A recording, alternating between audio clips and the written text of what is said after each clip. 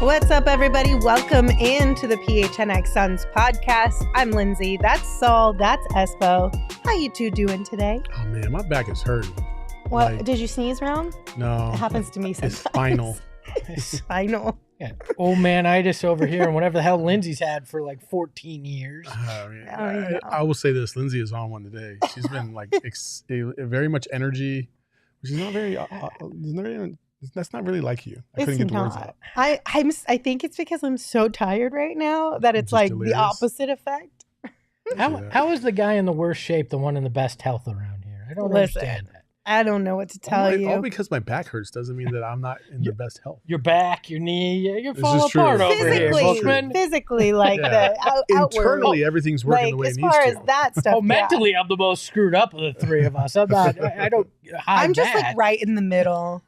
I don't know. Actually, I think health-wise, I'm probably the worst. I'm about to say, if there's anywhere you're not, it's right in the middle. You're definitely on the other end. No, Lindsay lives right in the middle. Let's be only honest. on this show. Only on this show. When we're off the show, she's one way or the other. It's very black and white. There's no gray. Well, welcome in, everybody. We got a fun show in store for you today. Today, we're going to be looking at the Suns Timberwolves matchup from a storyline perspective. Tomorrow will be heavier stats based, so make sure you come join us for that one.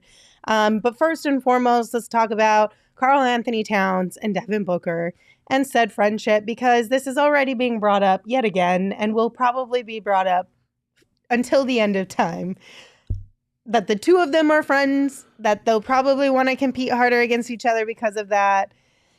Yada, yada, yada. Are we kind of just over that? It'll lead us into our next one, but we're just kind of all on the same page about that one. I don't care who they're friends with.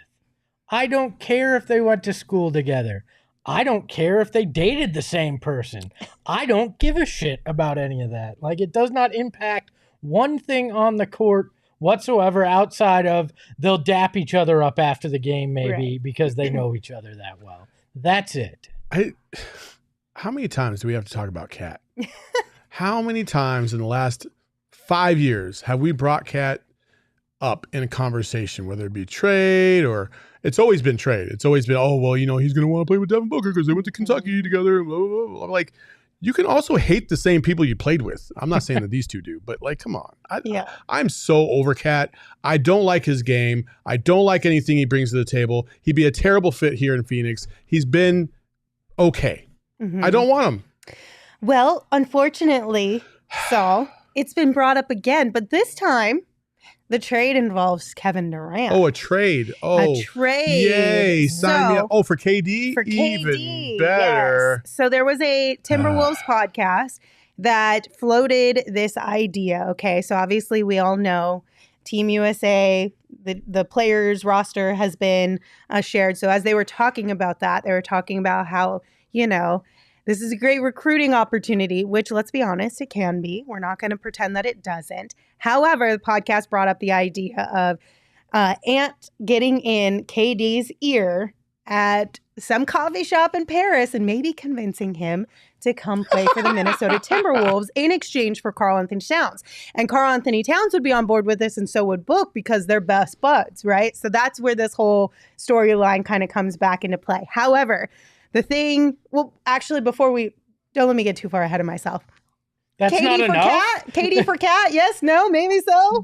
Okay, that's crazy. But the craziest thing to me is imagining, Ant and KD sitting in a coffee shop in Paris. I don't know why that's the part I can't get past. I thought it was cute. They kind of set the whole scene. Just little cappuccino cups. They're just sipping, sitting there. They can have regular coffee too there. Well, we would expect it to be bougier than that. It can't just be regular. It's Paris. It's Paris. I expect something bougie. I don't know, man. Okay, I'm sure this will get clipped. I'm sure Minnesota's going to hate me. But what kind of loser mentality is this when you're not even, the series hasn't even started and you're already going, well, how can we get their player for the guy we're not so sure about? Like the Timberwolves their fans are always talking about like trading Cat. It's always Cat because they don't value their own product, which means that they all know that they're about to get dog walked in the series. That's just how it is. I don't want Cat for KD. Are you kidding me? There's like 3, maybe 4 players in the league that I would even consider trading KD for. Mm-hmm. And they're all either MVPs or the best of the best of the best right now. What? Like you want to talk about Shai Gilgeous-Alexander? Okay, I mean I'll listen to that a little bit. You want to talk about Giannis? Oh, maybe I'll talk about that. I'm not talking about Karl-Anthony Towns. What? Why are they? Why are you trying to trade one of your better players to the team you're playing before the series starts? It would be this is the dumbest shit. It would be like if we get past the series and we're about to play Denver and we're like, ooh, I wonder, maybe we should trade Devin Booker for Jamal Murray. Blah, blah, blah. Yeah, like, so stupid. Timing is terrible. So but the other part of this, of the pitch, right, for Kevin Durant to join the Timberwolves is so that he can play alongside the best shooting guard in the league, which brings us to one of the bigger storylines that this series will create.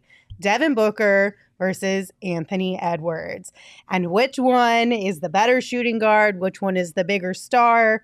All that kind of stuff is inevitably going to come in this first round of the NBA playoffs. So here's what Devin Booker had to say on whether there's anything extra to this matchup with the conversations about him and Ant Edwards. I mean, it's the playoffs. It's just Minnesota versus Phoenix right now. So I say Ant's not up and coming anymore. He's somebody that's here. Somebody that had a hell of a season this year and, led his team to a top seed in the West. So it's a tough matchup. And, it's going to take a collective hold to slow him down and, just try to make him as inefficient as possible. Professional. Yes. Understood the assignment. Professional. Totally. Would not expect anything different from Devin here. Mm-hmm. He gives Ant his props because Ant is a really good player, has taken the league by storm. He's young, can do a lot of damage to teams. Gives him his props, and I love that. This is the perfect type of Devin Booker answer. Now, Ant took a little bit of a different approach, which I'm not mad at either, but here's what he had to say. You're going against Devin, and this is a guy who people regard as the best 2 guard in the NBA, and you've always been the guy who's right behind him. Is this a series where you look to take that step? Do you believe you're the best 2 guard in the NBA? Yeah, for sure. I think this is the matchup that I wanted personally because, they got 2 of the best 2 guards in the NBA. Before Brad went there, he was with Washington, and he was averaging 30. And Book been the best 2 guard in the league for a minute. So this is the series, the matchup that I wanted to showcase to the world that I'm the best player and the best 2 guard in the world. Personally, I'm not really mad at him for this one either because I feel like when you're a competitor and there's a guy that's ahead of you, like they said, they always talk about Book is number 1 and you right there. I understand that he would want to overtake that spot and he wants to be the one who's talked about. So I'm not mad at it entirely. It's very different than how Devin approached the situation, but I'm not. If it's January and you answer like that, I don't have a problem. When you're going into a playoff series where you're going toe-to-toe with that guy, why give bulletin board material at all? We've seen Devin Booker go into fuck you mode, right? And I don't think I'd want to give up anything that could be an extra motivator to a team. I get it. He's young. He's confident. I appreciate that in a guy, but probably not right before you're going toe-to-toe with that guy you're saying you're better than and that you're the best player in the world. I wouldn't expect Ant to say anything else, to be honest. I kind of agree with Lindsay. He answered the question. He feels like it's going to be a challenge, and he wants to be able to go out there and prove that he is the best 2 guard in the league. These players are some of the best in the world because they're confident in themselves. But at the end of the day, I will also say be careful what you wish for because Devin Booker is capable of going insane in the playoffs, and we've seen it multiple times. So, I'm not mad at Ant for saying what he said, but there could be repercussions. Yeah, but also have some self-awareness. Devin Booker is 11-1 in matchups that he and Ant are on the floor for together. Yeah. 11-1 head-to-head, right? Like Devin had better statistical numbers in every category but rebounding this year, including effective field goal percentage. Like, I get confidence, I understand that, but again, Devin Booker is the kind of basketball creature that's going to take anything that's a perceived slight, use that as fuel, and go out and try to embarrass you with it. So, I get it. But again, with the Timberwolves, I'm going to use the analogy with the Dallas Mavericks. I mean, until 2022, I think Devin Booker and DeAndre Ayton were both like 11-1, 12-1 or something like that, or 11-2 against Luka, and then that shit all flipped in the playoffs. So like, I get it. I understand the mentality of saying that, yeah, this is an opportunity for me to prove that I'm the best. He should say that. And I do think that if the shoe was on the other foot and Devin Booker really hadn't played deep into the playoffs before, but Ant did, and they said, do you think that this is an opportunity for you to prove that you're the best two guard in the league? I would be shocked if Devin Booker didn't say, well, this is a tremendous opportunity. Like, yeah, I would be shocked. I think Devin, he might be a little bit more PC about it. Yeah, I think but Devin that's will just always give you that personality answer. differences. Yeah. That's fair.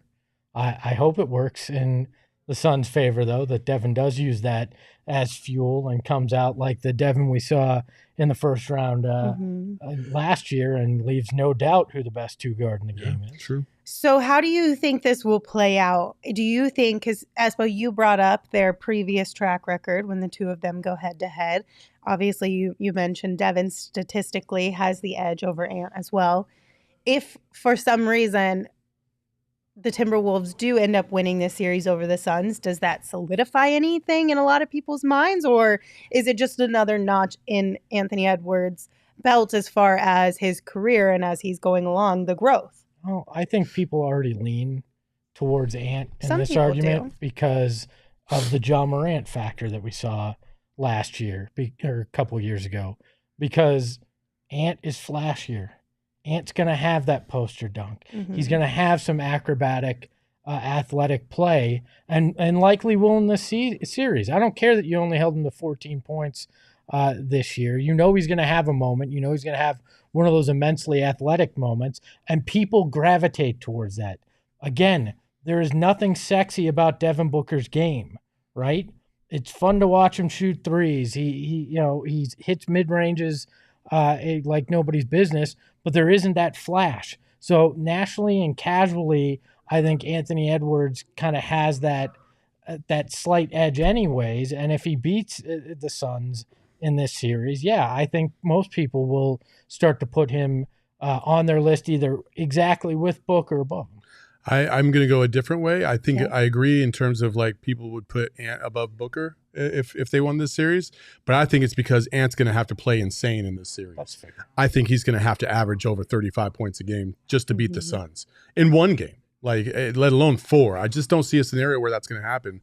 But, listen, if Ant drops like 35, 36, 37 points a game, he's going to prove that he's one of the best, if not the best shooting guard in the league, especially if he's able to take advantage of the Suns and Booker doesn't go crazy either, But again, like if Booker comes out and he averages 35, 36, 37 a game and they both kind of go head to head, then it's just going to be subjective, and whoever wins the series is probably going to get the edge. Yeah, and I want to make this clear. I have a great deal of respect for Anthony Edwards' game. He is an impressive young two guard. He is a guy that's on the precipice of being a massive star and superstar in this league. So it's not a slight on him. I just think Devin Booker at an older age has been there, done that, is that better player right now. That's not to say eventually Anthony Edwards isn't. I just don't think he is right now. Devin Booker is efficient. Mm-hmm. Again, like we talked about Grayson Allen earlier this year, Flex and I on one of our old heads pods, and we talked about how he was just a professional scorer, right? Professional basketball player. It feels weird to say that kind of stuff, but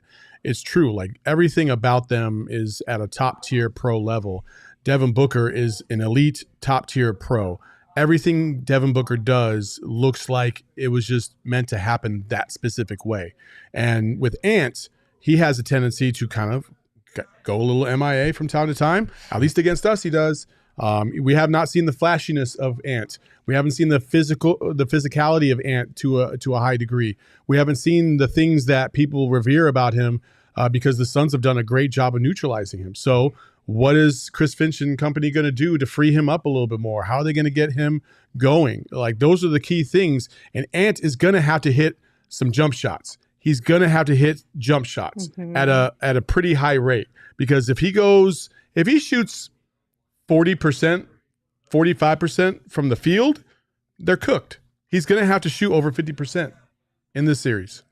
Yeah, I think Ant's going to be one of the key factors here, and potentially Karl-Anthony Towns as well, which we'll get into a little bit later. But I already see a bunch of people in the chat talking about what they're going to wear to the watch party on Saturday, and I absolutely love that.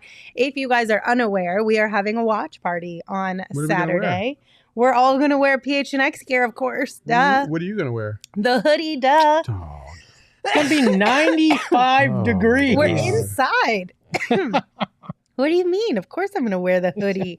It's my favorite thing ever. But come hang out with us on Saturday for the Suns versus Minnesota, or Suns versus Timberwolves, Phoenix versus Minnesota watch party on April 20th. So I'll tell them more. Yeah, sure. Come on out. Have a good time. Eat some good food at Chicken and Pickle. Hopefully Lindsay can make it on Saturday, because you know how she's always on her deathbed out here. And it'll be a fun time. We got a huge space. We got a big screen drop down theater style thing going on. It's going to be awesome. Come out, have fun, and you get to listen to the entire show, pregame and postgame, because the acoustics are perfect. I feel like Lindsay's sickness goes with her whole the whole goth kind of vibe that she has going. That wasn't a sickness. That's like, you know, when you get that like scratch, that itch thing, the tickle in your throat, and you can't do anything about it. It makes you want to cry. You know what it is? It's black mold because you never wash your hoodie. Oh, God. Wow. Oh, God. That felt oddly very like directed. Well, I was trying to think of what would make her cough. What would be toxic? What would be bad for you? Black mold is one of the worst things you can inhale. I mean, maybe I should get somebody out to my house to check in and see if I have mold growing somewhere that I don't know about. Whatever you had, you gave it to Flex, because Flex is gone. Don't blame me for Flex. Flex is a god. He's not. He's with us still. He's still alive. He's still alive. My bad. Every time Flex is in here, there's a new conspiracy theory. I know. Everybody's always like, did he get fired? Is he gone? Blessings.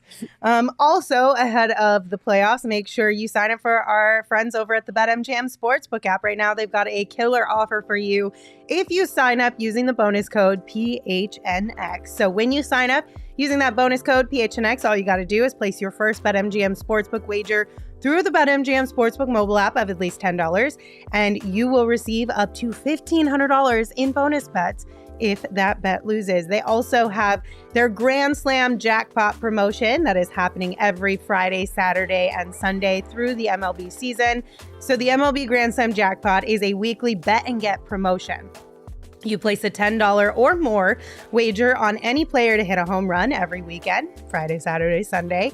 And if the player hits a grand slam on that day, you can win the $50,000 daily prize or a share of the prize with every other winning bettor. So for example, a customer bets on Aaron Judge to hit a home run on July 31st against Houston. And if Judge hits a grand slam, along with 9 other customers, each of you will take home $5,000 in cash plus the additional winnings of your bet. So you can check out the show notes for full details on that. And now you can listen to Shane talk about the disclaimer.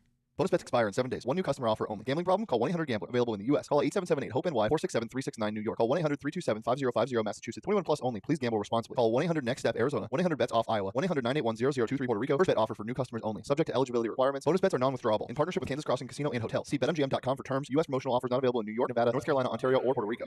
Get stuffed, Ontario and Puerto Rico. Flex isn't here, so we'll give you the day off. Saul, I don't know if you know this, but I'm trying to put a consortium together. What's a consortium? A large group of people together to try to earn about $2 billion to purchase a hockey team for this valley. I'll get on board. Because screw the guy that is trying to give hockey away and bring it back all at the same time. But I've got a plan to do this, right? Might constitute bank fraud, but we'll find out. Oh, no.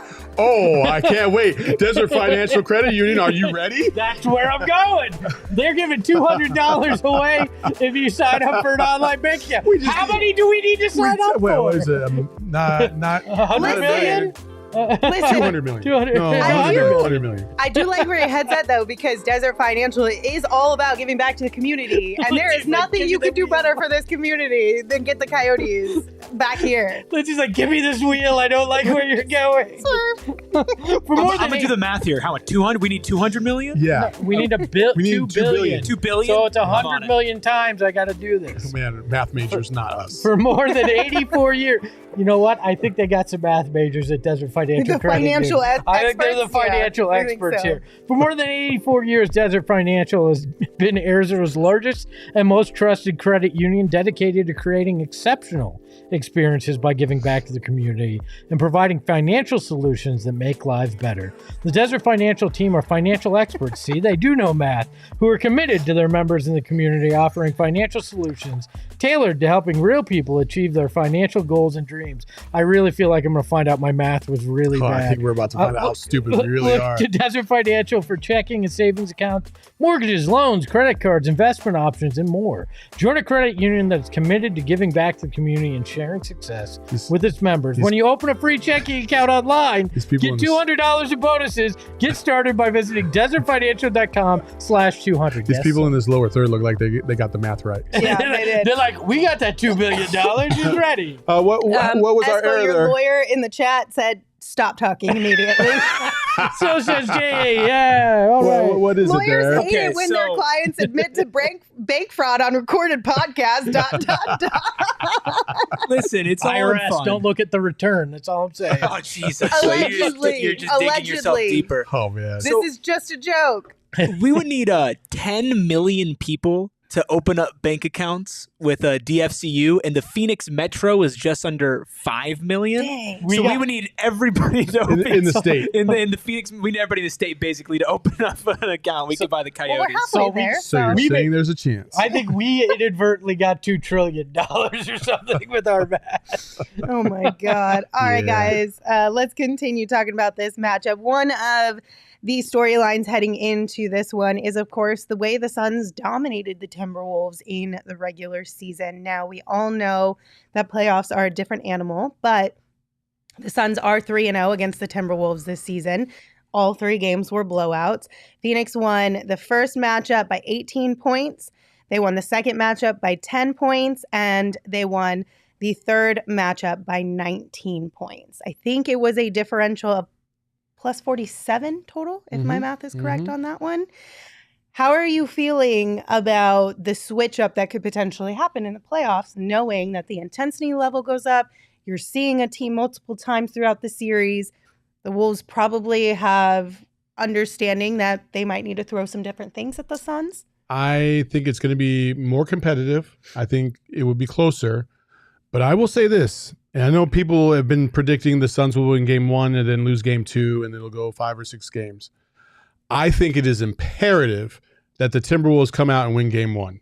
Because if they lose game 1, oh boy, it gets really, really, really tight for them in game 2, knowing that if they lose that game, that's 5 in a row they've lost to this team, and they're going back to Phoenix. Oh yeah, good luck with that. I just think they need to win game 1. And I think if you're the Suns and you beat them in game 1, you control the series and you can dominate from that point forward, because I feel like you've kind of taken their will at that point. I don't read into the fact that they were all double-digit wins for the Suns too much in the regular season. What I do read into is the way in which they beat Minnesota. Minnesota's game is predicated on large, big guys, right? And what are the Suns tailored to do? Spread the floor out in a lot of ways, and then find the soft spots in the mid-range and take advantage of it. Those are the deficiencies of Minnesota. They're not good at guarding that. It's not as if Naz Reid's going to turn into a 6'7" wing guy all of a sudden that's good at closing out and all these things. It's not like Rudy Gobert can change who he is as a player. Sure, can you scheme a little differently? Yes, I believe Chris Finch will, but I don't think that it's going to dramatically change some of what we've seen. What could change, what could hurt the Suns is, do you have an immensely cold shooting night or nights from beyond the arc, which we've seen him do this year, that screws the whole thing up?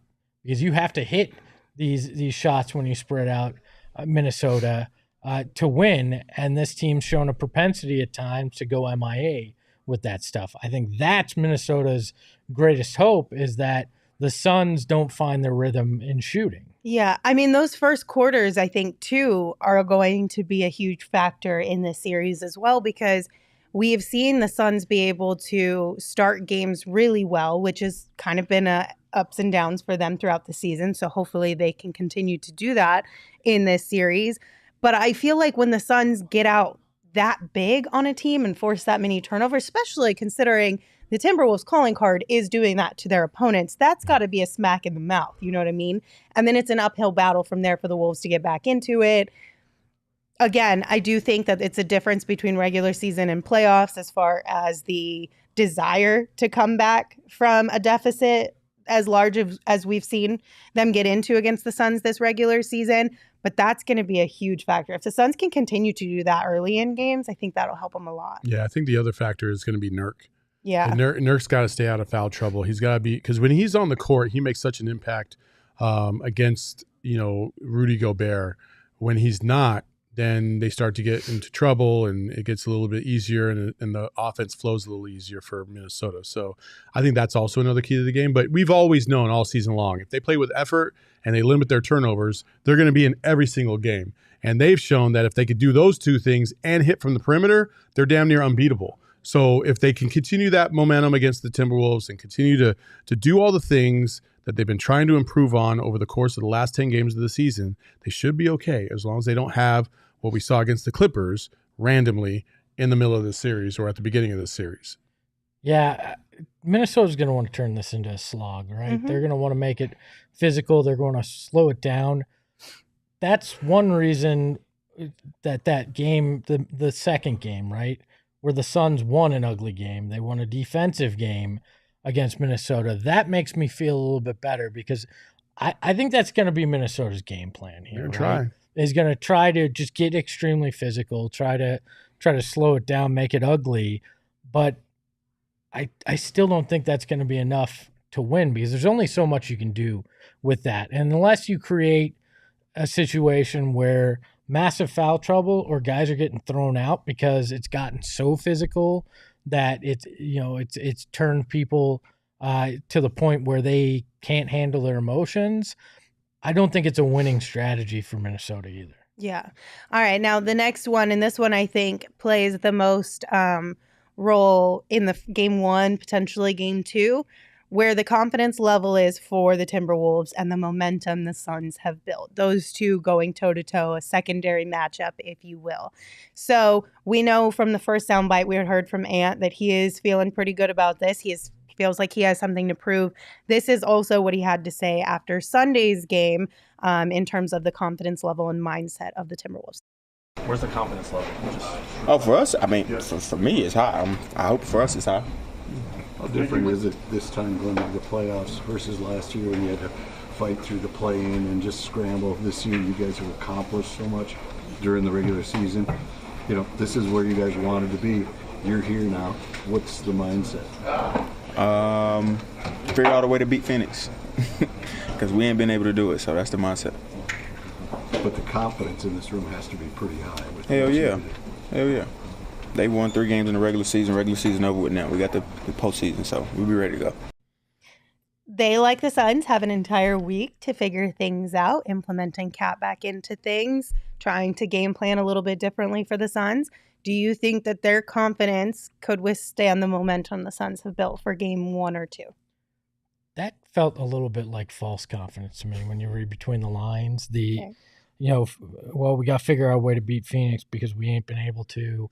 In that NBA Today interview, I forget the exact phrase, but he basically, made it sound like the Suns kicked our ass in the regular season. Like, I think he's trying to make himself believe it too. And then one of their assistant coaches was on a radio station. Makai Nori was on a local Minnesota station and basically said, "Oh, we didn't show him everything we got. We held things back. So we got some things for him." And I'm like, that's interesting. Okay, maybe that last game, but what about the first 2 games? Were you playing in that? Were you playing 4D chess while others were playing checkers, and you just didn't show everything? Like, I hate that. We've been hiding this all year, but we got this big thing that we're gonna unveil. Like, you can only hide so much, right? There's so much film. That's and. They're cooked. They're cooked. You know why? Because Ant said something very specific in the first part of that interview. He said, I am. Hope my team is. I hope my team is. Like, you don't know? Like, they don't look ready? They don't feel ready? Is the preparation not going the right way? Like, usually you feel confident, like, yeah, me and my guys are going to handle business. We're going to come out. We're going to play with a lot of energy, blah, blah, blah, blah. But he was like, I am. Well, cool. I believe Ant thinks that he's ready to go. I do believe that. I think he's ready for the challenge. I think he's going to come out with a lot of effort and energy, and you got to harness that. You got to use his own aggression against him, because he's going to come out as enthusiastic as possible, as aggressive as possible, and that could also get him into trouble. Like, he can get fouls. He can, he can be out of control, take some wild shots. Like, so if you're the Suns, let him be aggressive. Let him be aggressive. No problem there. But after that, I feel like they're just trying to prove it to themselves. First off, now I understand how Gerald feels when he's trapped in a 2-shot with me, and I say something that he's like, I don't know if I want to be associated with it. The way you basically wrote them off and said they're cooked, I hope when they play that back on the internet, I'm cut out of that clip. That's all I'm saying. Can I not have confidence in my own team? But here's the thing, though. I have confidence. I'm ready to go. I'm not playing, though. I don't care. I think my teammates do. We've seen this happen, though, before, where sometimes other people aren't capable of doing their jobs in the moment, right? Yeah. And that's the hard part about a team game, is that one person could be ready to go and doing exactly what they need to do, but there's 5 guys out there at a time for each team. Like, you can't always just be that one guy who does the work. I also wonder if he's trying to convince himself a bit, because the Suns' defensive scheme against him has been tough. Has been really good. Yes. The double team, then they kind of collapse in the paint where they give up some of the threes with their other guys to make sure that Ant can't run wild, and he hasn't shown a propensity to pass in the games against the Suns. His average, I think it's a little over an assist or something. Is that a sizzling sound effect that you Bro, you had me so scared because I didn't see you do that. I didn't know what he was doing. All I saw was the phone, and I'm like, I don't know where we're going. No. No. It sounded like rain sounds, like you're trying to relax a little bit. It was a frying pan sizzle. You hear that popping? I hear it. I thought you were saying I was cooking. Like, my take was good. Hilarious. But no, wait, that would kind of be funny if one of y'all cooking and I that would be really a little funny. fire underneath it. But I think the defensive scheme has been really good. So maybe Ant's trying to convince himself that, I'm going to be good. I got this. I'm ready. Ant did also talk about that at practice this week and pointed out that he thinks that because of what Phoenix has thrown at Ant, and if they continue to do that, Karl-Anthony Towns, one of the keys to them winning the series is going to be Cat playing at kind of an MVP level for the series, because if Phoenix continues to throw doubles and cover Ant the way that they have, Cat needs to be the one cooking. Well, he's going to have to. He's going to have to hit threes, because that's been his game, what he's been doing best over the last couple of years, and that's what they're going to need if Ant and the defense collapses on Ant, but he's going to have to be willing to pass it there too. So there's a lot that's going to go on, and I just don't know, coming off that meniscus injury, only playing 2 games since the beginning of March, if you can trust Karl-Anthony Towns to be that guy at least early in this series, because he's still got to find his way. Have you ever seen Cat be that guy in the playoffs? Well, no, but well. Message. Before we dive into the injury with Kat there, because I do want to bring that up, I do want to remind you guys again, game on Saturday, watch party out at Chicken and Pickle on the west side of town. But no show, no game on Sunday. You know who has better odds than the Minnesota Timberwolves beating the Phoenix Suns? Who? You do, by playing the Arizona Lottery. Heyo. Also, you can get outside with the Arizona Lottery on Sunday as well, because they did introduce a new unique ticket and promotion called Arizona Adventures. There are 3 ways to play and win big. First and foremost, if you're not an outdoorsy person, you can just grab some scratchers that feature 3 iconic landscapes. These are really cool scratchers. They've got Picacho Peak on them, Monument Valley, Camelback Mountain, and these tickets have prizes up to $50,000. But if you do want to get outside before it gets too hot here in Phoenix, you can also check in at geolocated adventures at 10 destinations across the state from Flagstaff to Yuma. You can go to azadventure.com for details and directions on how to check in at destination coordinates on the website. Or you can enter tickets online for a chance to win $1 million in cash and Arizona travel prizes. Don't miss out on the fun. The Arizona Lottery is not just about playing games and winning prizes. It is also about giving back to the state and its communities. Visit azadventure.com for more information on how you can take an adventure for a chance to win $1 million in cash and Arizona travel prizes. You know, Saturday we've got you booked, but Sunday you're going to have free, right? Mm-hmm. Did you just steal my transition? But I'm going to do it more. Wait, I'm going to do it. Hear that? I'm going to do it more effectively. I would like to see this. Okay. And you know what? You're going to need some food on Sunday. No, you're also going to need a place to watch the NBA playoffs. You screwed it up, Espo. Okay. It's hand in hand with this. We have something that coincides with this. I'm going to that. All right. He's like, I'm get to that. That's on Sunday. There's a natural progression to get there, Bookman. Okay.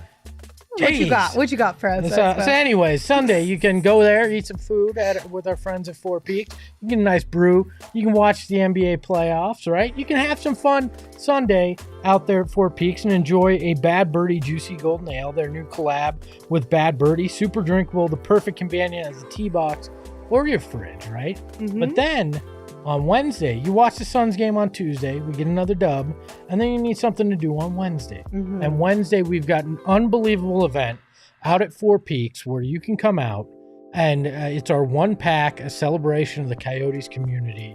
The concept's simple. You come out, we're going to celebrate what it was like and what it means to be a Coyotes fan and our great PHNX Coyotes crew. It's $5 to get in, but don't worry, those proceeds aren't going to us. They're going to go to support the Arizona Cachinas, a great organization, youth girls hockey, and it's important to the Valley that we stand up and we keep this tradition going and we support youth hockey here, because with or without the NHL, we do have a vibrant hockey community, and Arizona loves hockey. So join us Wednesday, April 24th, 7 p.m. out at Four Peaks A Street Pub.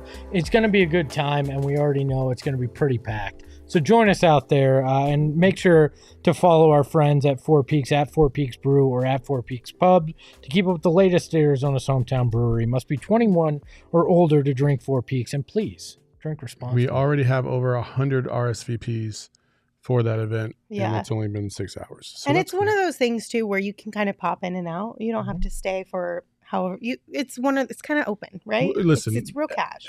We're just gonna be there all night. Yeah, exactly. So just come hang, share stories, have a good time. Fun. Yeah, be good. All right. So Espo, you mentioned Kat's injury before the ad break.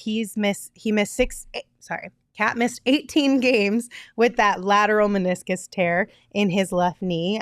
He was sidelined on March 4th. He had surgery to repair it on March 12th and then returned to action last Friday. So he got 2 games in before the end of the regular season. Of course, they have all week, just like the Suns do, to try and get him back up to game shape and up to speed with what the team is working on for this series. Do you think his injury will be a factor in this or not? Yes, early in the series.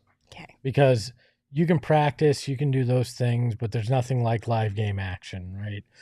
And it comes in the playoffs, which is a whole nother level of pressure, and shooting his rhythm, like we've talked about a million times on this program. So he needs to find that rhythm within a game. So maybe it's not the whole series that it impacts him, but I think at least game 1, game 2, you're going to see some of that rust. You're going to see some of that adjustment that needs to be made. And he is such an important part of their hopes to win this series and his ability to hit that 3 that I think it will be a hindrance to them. You got any thoughts, Saul? I gotta answer this. Oh, you got a text? I don't know if it's an emergency or not. Oh, so. okay. Well, yeah. So anyways. Sorry. My bad, guys. Threw me for a loop there. Yeah. When my mom hits me up out of nowhere and says, I need to talk to you right now. No, yeah, you got to text probably her a back. good I don't thing. blame you on that one. Sorry, just threw me for a loop there. You want to switch chairs? So if you have to go, we can cut to a 2. I would actually really All right, prefer let's that. do that. Yeah, because I don't know Let's what's do happening. Pause for a sweet seat swap. All right. So you think early on in the series, it could be a potential factor in this one. Yeah. I agree with you. Do we know, was this just like a snip then basically?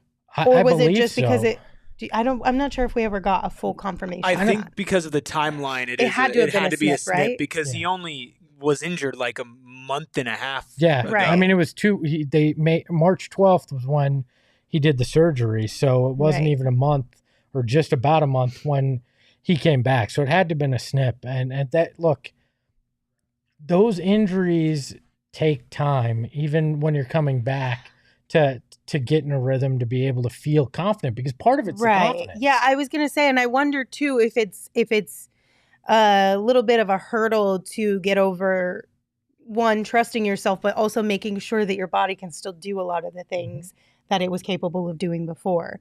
At the very least, from a mental perspective, I'm sure there's going to be some of that. So that is another storyline we'll have to keep an eye on for this matchup.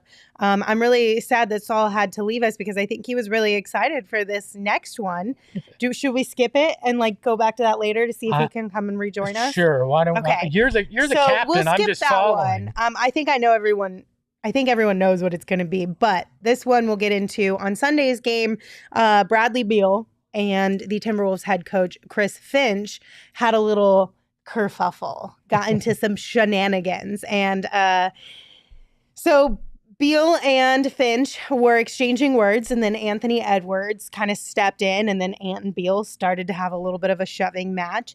After the game, Beal told Dwayne Rankin, quote, "He said some things out of mouth that I didn't really respect. Man to man, I rebutted back, and Ant stepped in front of his coach, not really knowing what was going on.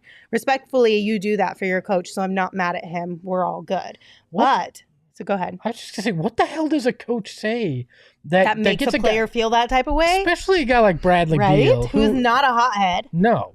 By any means. Look, that said, and I don't like the fact that it sounds like a coach said something out of pocket to a player, but I do like the fact that this gives a little extra edge, right? Mm-hmm. Because Bradley Beal's been on a heater.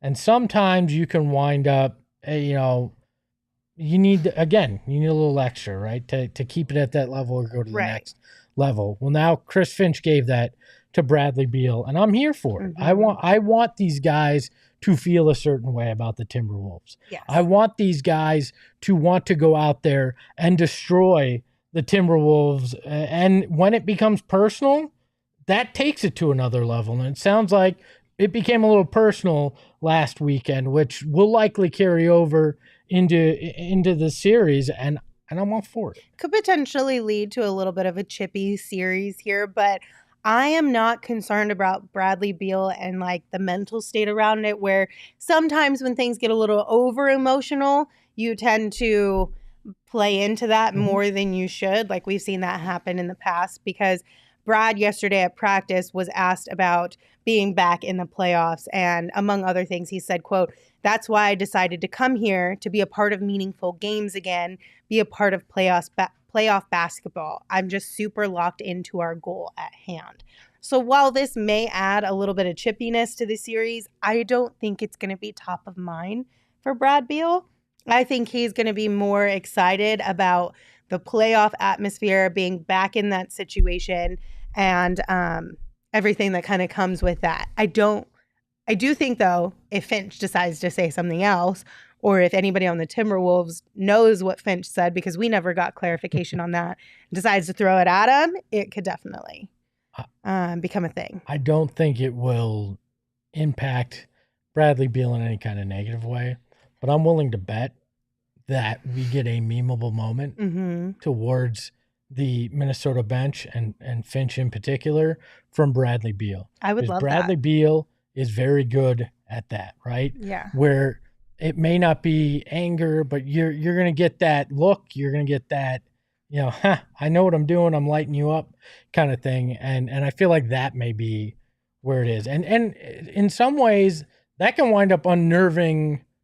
Minnesota, because now you got a guy that's on a heater that's looking at you, and that it's not you and him, it's your coach and him that now have it going, and I kind of like that. I wonder if that makes Vogel also a little like, oh, okay, I see how it is. I'm gonna throw a chair. Well, and I think you can not worry about it with Bradley Beal because that Minnesota game was one of the best games of the season for him. And I think that he, like you said in his quote, like he's been waiting for this all season. He's had such an up and down one.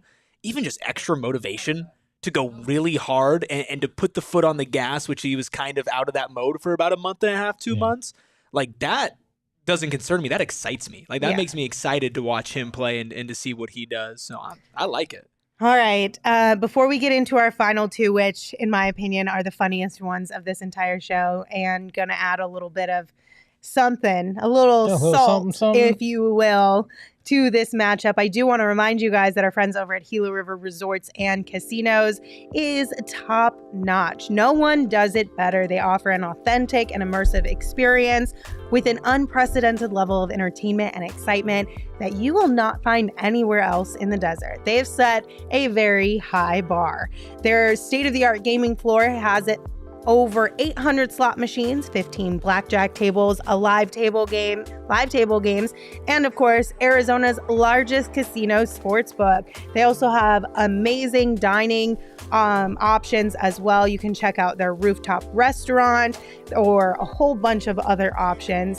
Head to Gila River Resorts and Casinos and let them show you what next level is all about. And concerts too. Can't forget about that. You do you at Gila River Resorts and Casinos. Visit playatgila.com for more details. So how's Mexican food sound for dinner? It's all right.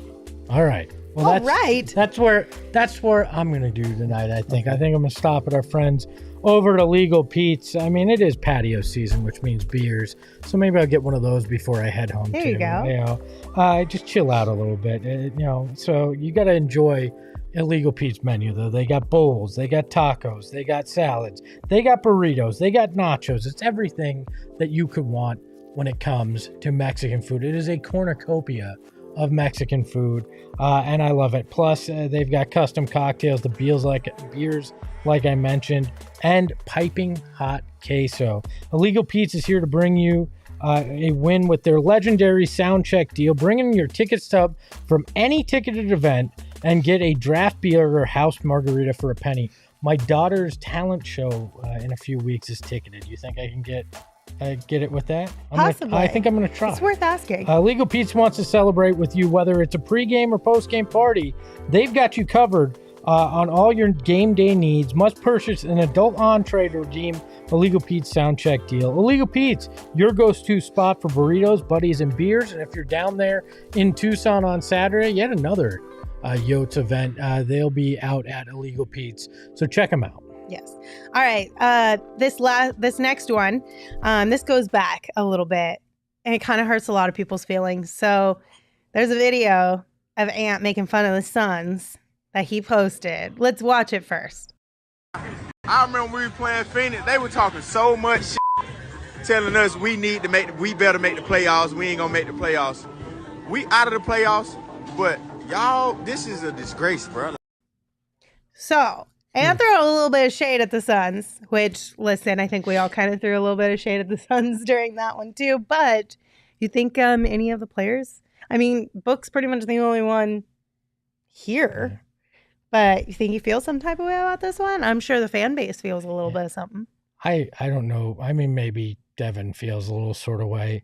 If your team ain't in the playoffs and you're sitting in your apartment and you're watching that, or your house, whatever you're living in, and you start making fun of a team that went 2 rounds further than you did while you're sitting at home, that's some amateur bullshit right there. Like, I mean, they were talking shit to you because they were better than you. And I think that's just, again, immaturity there shown off. Oh, be careful what you wish for. I mean, listen, you could see a scenario where the Suns could absolutely do the same thing to the Timberwolves. They've damn near done it 3 times in a row. So be careful. I'm telling you, I will say this about Devin Booker. Devin Booker is a professional speaker in the locker room. He is a professional on the court. But damn it, if he doesn't know when to say something that is it's got a little bit extra meaning behind it, even though at first you might not realize it.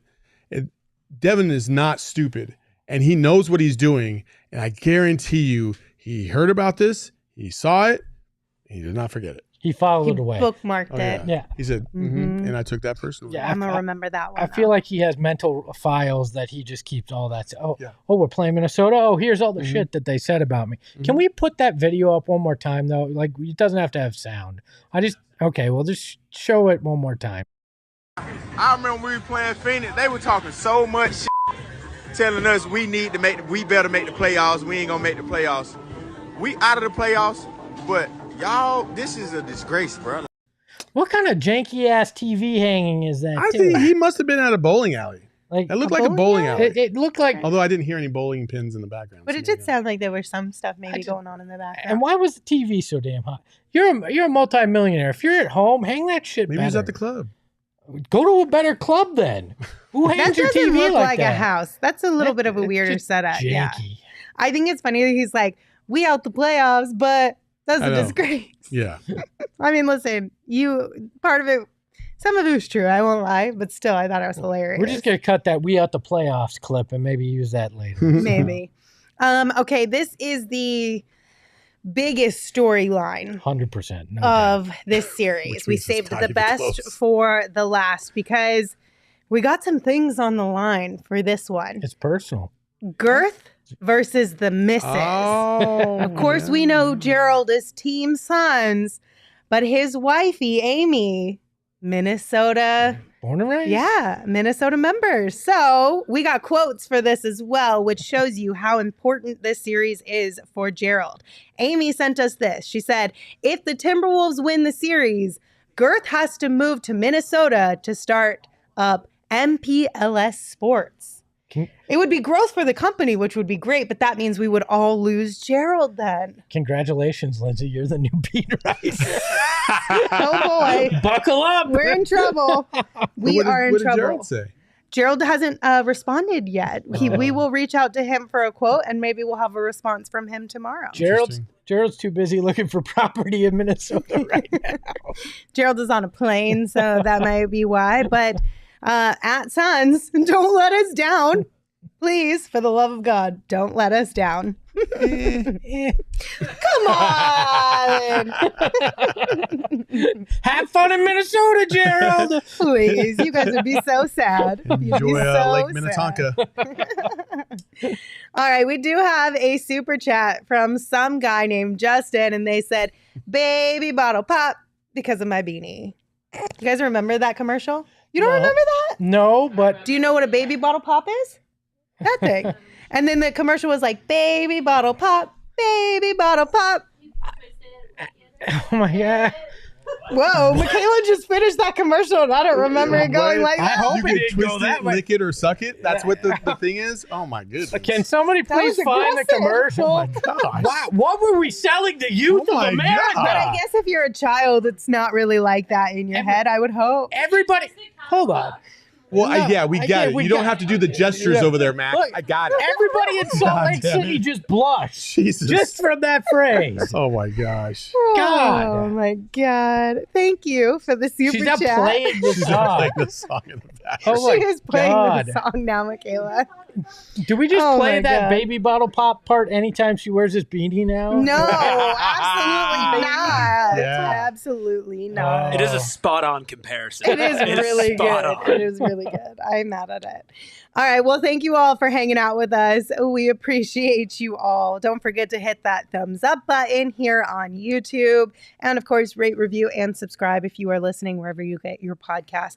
Tomorrow, we'll have another show for you at 3 p.m. where we'll dive into a little bit more of the statistical side of things with this Suns Timberwolves matchup. So plan to come hang out with us then. One more time, a reminder. Watch party on Saturday at Chicken and Pickle at Westgate in Glendale. The pregame show will tip off at 12 p.m. The game will tip off at 12:30. Come hang out with us. Have a great time. And make sure you rock your Suns gear, right? Yes. Okay. Until we see you tomorrow, you can give the show a follow on social at PHNX_Suns. You can follow me at Lindsay Smith AZ. You can follow Espo at Espo. And you can follow Saul at Saul_Bookman. That was weird. I wasn't ready for that. I'll do it. That threw me for a loop. Just remember, folks, if mom calls you in the middle of the show, just ignore it because that shit ain't important. Ahoy, hoy. We all silly like the mayor.